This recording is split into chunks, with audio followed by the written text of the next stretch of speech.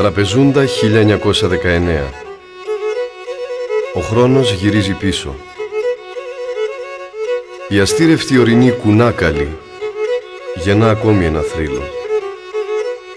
Ο Στάθιον του Παλαπουίκ τραγούδισε τα χώματα που άφησε για τον πόντο, με φωνή αγγελική, γλυκιά, σαν μικρού παιδιού.